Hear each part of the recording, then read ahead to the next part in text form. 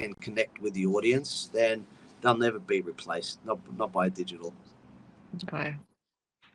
Yeah, interesting. So what's the plan with this film? What are the key lessons that you've learned from working on the last one that you're applying now? And you know, I know you've both got kids to raise and stuff like that. So how are you? I suppose it's a two-part question. Yeah, what are you doing differently this time? And the second thing is, how are you maintaining a work and life balance, not driving your respective partners insane, and keeping that healthy? You know, because it's not easy, and I'm speaking from experience here. It's not. It's really good to involve them, like, in it, so then that they're part of it. Like, Is yeah, it? Are you sure about that? In the trailer, my husband's voice is the Portuguese at the end. The pirate. Oh, really? Yeah. No, the pirate is Johan, and then the voice in Portuguese translates to like. Over that logo. Right. Sorry. Okay. Over the logo at the end. Yeah, over the logo, there's like that Portuguese, because my husband is Brazilian, so that's his voice of of the curse, is talking about the curse. So yeah, I mean, they're great. They're supportive. Johan's wife Kentley is amazing. She's such a huge team player in supporting our Kickstarter. She's promoting everywhere. I think she's doing the most promotion out of anyone on the team.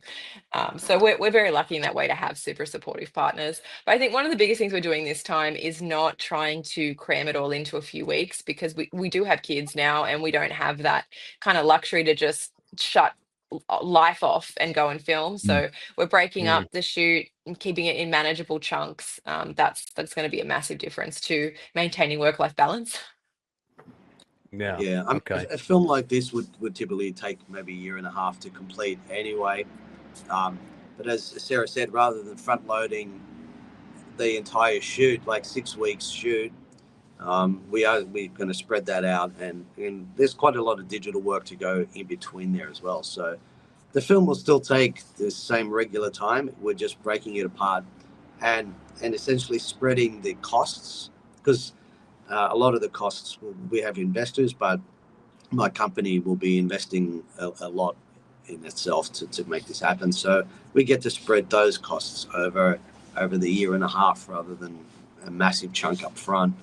And I think that.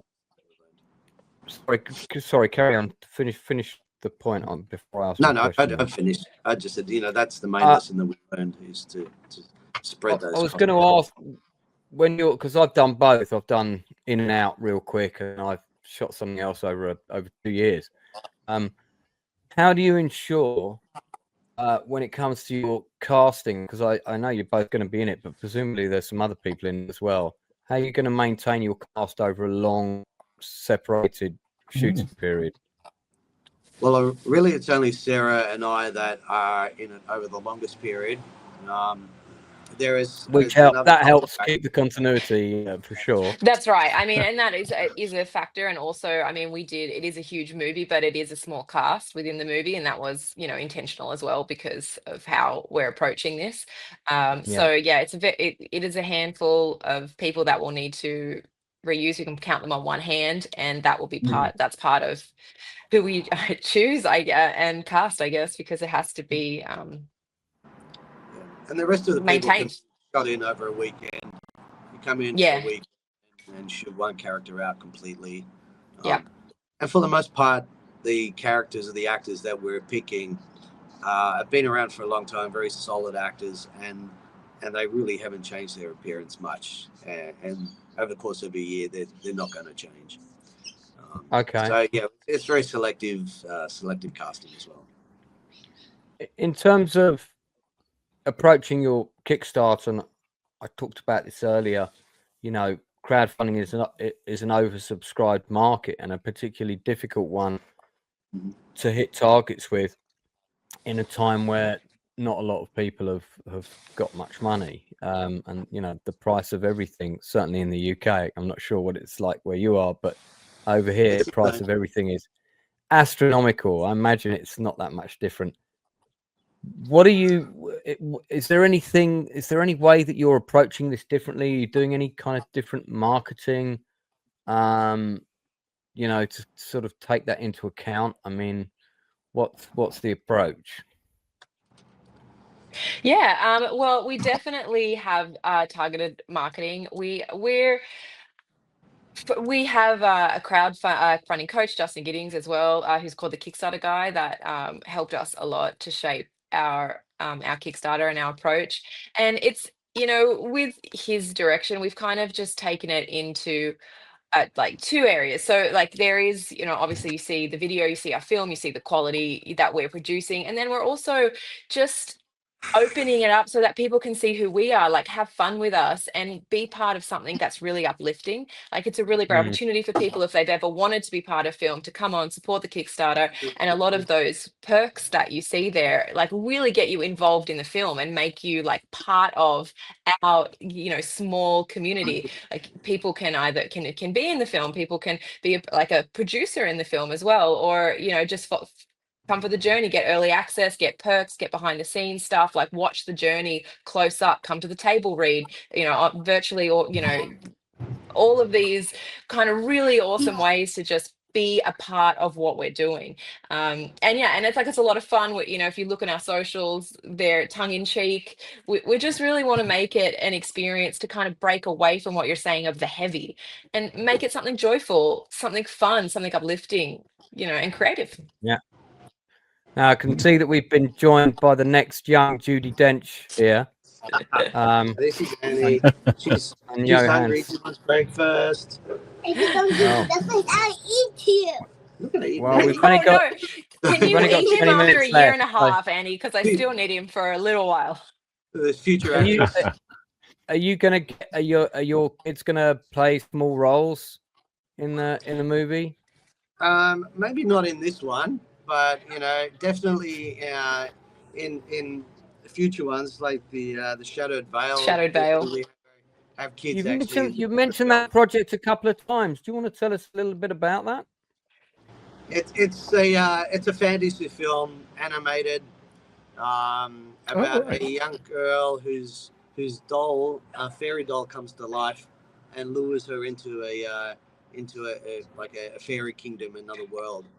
It's a coming of age movie where she's got to, be the hero, save the fantasy world, come back to the real life world, and be, be healed. Well, like I said, it's quite big. It's just the team required with the animation is just larger. So it's got a bit of a sort of Lion, the Witch and the Wardrobe kind of vibe, that sort of thing. Yeah. Is that? Yeah. Very much. It's a family film. Oh, I love that. I know, it's family film, cool. which is a bit strange for us, but it is cool. Well, I don't know that it's that strange, because I mean, it's a bit like Steven Spielberg and George Lucas, both kind of as they got older started making films that they wanted their kids to watch. So yeah, that's definitely part of it, because we love, Johan and I are big, action movie buffs. Like we love cool movies. Like it's just awesome. It makes you feel excited and alive, and but on that, even my sisters sometimes like, can you make a movie that's not so scary this time? Yeah, we're not going to put the kids in Ocean's Curse, but no, it is a lesson for them, about never giving up, never letting go of dreams. Always, if you have a goal, you have a dream, push it. Go chase it. Yeah. Not compromising on your dreams. I think that's really important, because as we go on and things seem really hard, there is this, impulse sometimes that comes in with just like, oh, it's good enough. Oh, this might be where I get. And we are really, we're fighting against that in ourselves, for ourselves, and now for our kids, because we look at them and we're like, I never want you to say good enough.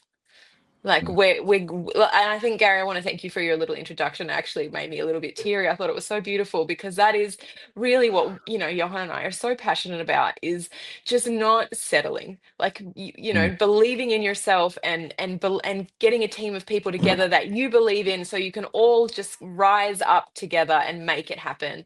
you know, I think. Well, my Yeah, anyway, pleasure. I'm really passionate. I can keep going, but that's, you know, that it's definitely, I think you